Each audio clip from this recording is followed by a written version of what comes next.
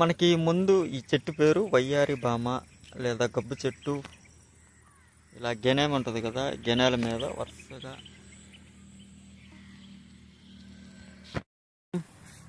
ఈ చెట్లు అనేది కేవలం ఇలా గెనాల మీద తోటలలో లేదా ఇళ్ల స్థలాల మధ్య ఎక్కువగా చూస్తూ ఉంటాం.